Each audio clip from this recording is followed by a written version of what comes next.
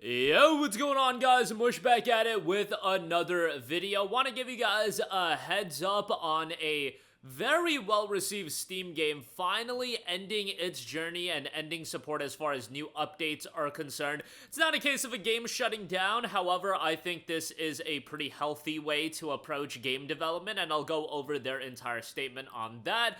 Also, we've got Ubisoft continuing to add achievements to their legacy titles on Steam. It's nice of them to do this. I kind of wish they would go back into the vault and do it with some other classic titles, but maybe they'll get to it, so we'll talk about that, and a JRPG that I am very much looking forward to. For those of you that are turn-based fiends after playing Clair Obscur Expedition 33, y'all should better have this on your radar. Trails in the Sky First Chapter has a release date, and it'll be out fairly soon, and it's a worldwide release in Japan and North America, which is phenomenal to see. Again, we'll talk that at the end of this video, but right off the bat, Roboquest, the end of the journey. Now, Roboquest is a game that's had an overwhelmingly positive reception on Steam, 16,000 reviews, 95% positive. It came out in its full release back in November of 2023, and they've been updating the game and, adding new content and whatnot, but they are now ending the journey. Hello, Guardians. It is with great emotion that we write this dev blog today. We've been quite silent for the past months, not knowing exactly what to say, how to say it, or when to say it, but today's the day. 2025 marks nearly a decade working on Roboquest, and it also marks the end of the journey for the game. We know many of you would have loved to see more updates, more content from Roboquest, but that isn't something we are able to deliver. Spending as much time on the same project takes a toll, and no matter how passionate we have been about Roboquest, it is finally time for us to look at new horizons. When we first designed Roboquest, it was never meant to be what is called today a game as a service. Pumping out updates just for the sake of maintaining the game was never on the cards. Yet, we tried to scrap whatever we thought could constitute good additions to the game, some with more success than others, but we really wanted to give you guys something worthy of your dedication and passion about the game, but we think we reached the end of that. We stretched both the additional content and our energy to the maximum. We can't stretch anymore. The initial experience was designed to be a 25 to 50 hour gameplay experience.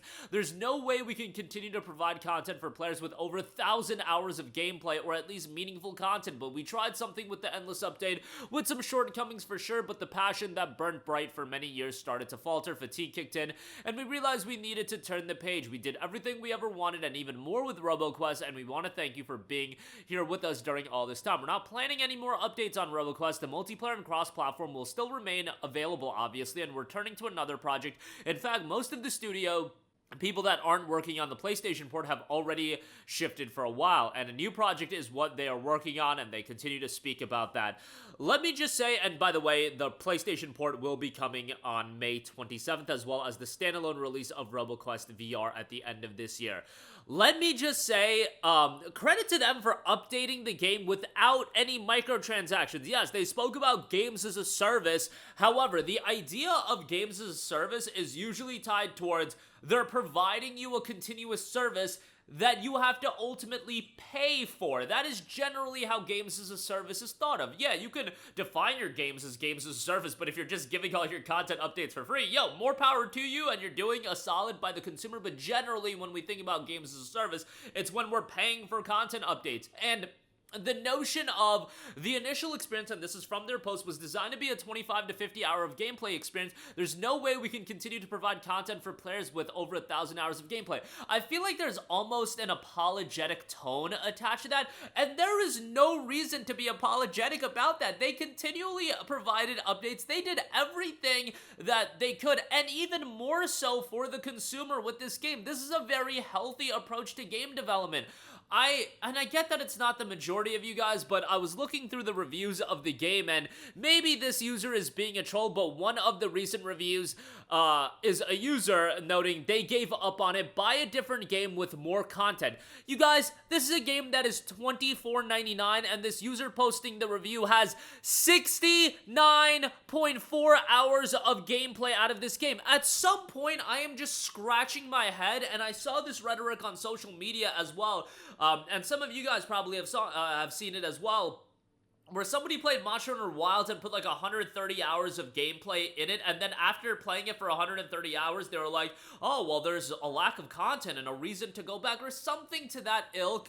And it's just like, dude, how much gameplay are we expecting out of these games? I get it that it's nice when we can play a game and go back to it over and over and over again, but at some point, and for healthy game design, games are made to exist, be beaten, done the content, and then you move on. Yes, games as a service do exist, and if you want to play a free-to-play game with microtransactions that are designed to keep you coming back to an experience, more power to you. Go find those games. Go play, I don't know, a Destiny 2, a Warframe, whatever the case may be, but not every game has to fit that criteria, and power and credit to Rise Up Studios, who did Roboquest, of doing a lot of gameplay updates, not monetizing the gameplay updates, and now at some point you move on. Even after when this game came out in November of 23, you could argue, hey, move on after that. And if you're talking about a $24.99 title that still offers you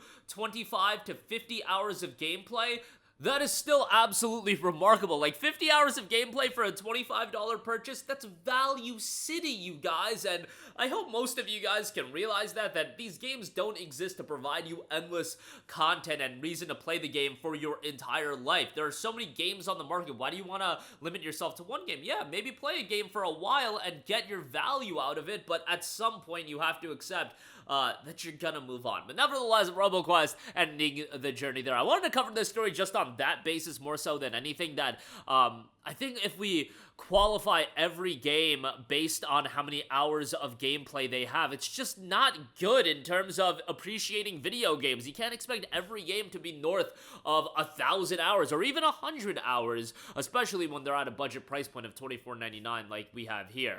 Moving on from that, I do want to quickly note achievements have been added to Trials Fusion and Uno. Uno has also gotten improved online play. Both Ubisoft published games. Ubisoft has been going back to their legacy titles and adding achievements to it. They added achievements to AC Valhalla and a bunch of their other titles. We still don't have the older games like Assassin's Creed 2 having achievements. It would be great to get achievement support onto that game. A game like AC Rogue has achievements. AC Origins has achievements, of course. Black Flag has achievements, and Black Flag was added back in December of 2024. Syndicate has achievements. That was added in December of 24 as well. I'm trying to see. Assassin's Creed 3 got achievements added back in February of this year. Does Unity have achievements? Yes, Unity got achievements back in December. So we're really just missing out on it from Assassin's Creed 2 and Brotherhood. Yes, Brotherhood does not have achievements, but Revelations does. Revelations got achievements back in December of 2024. Would be great to get achievements in Assassin's Creed 2 and Brotherhood. Those are the two we are missing. I don't really value achievements. I don't know. I never got into Steam achievements as much as I did with like PlayStation trophies and Xbox achievements. Maybe because with those you have the like totality of your work being displayed on your profile. That's kind of what I like.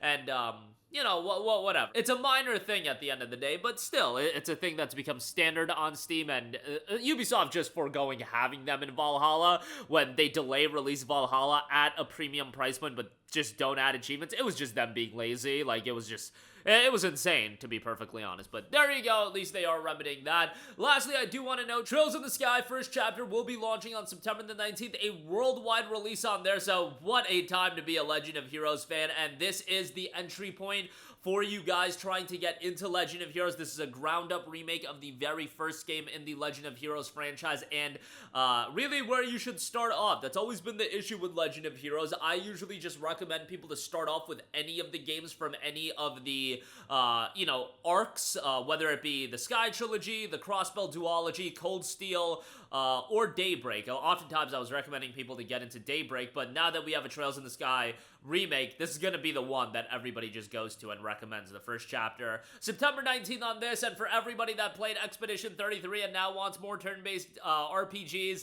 man, Trails in the Sky first chapter is a good one. I get it that it's got the weeb aesthetics, but I'm telling you guys, you'll have a good time with it, and you'll enjoy it quite a bit. Awesome characters, great story, and the world building across all of the games is just tremendous. So September 19th for the release on that. But that is going to do it for me. Again, really wanted to cover that Roboquest story because I just feel like this is one of the good instances of they supported the game, it's time to move on. That's fine. That's a totally serviceable and acceptable way of viewing game development, and in fact, I would say they did more than they needed to. Achievements have been added to Trials Fusion and Uno, and Trails in the Sky first chapter will be launching on September the 19th. That's going to do it for me. Let me know all of your thoughts in the comment section down below. As always, thanks for watching, and I will catch you guys in the next one. Peace out.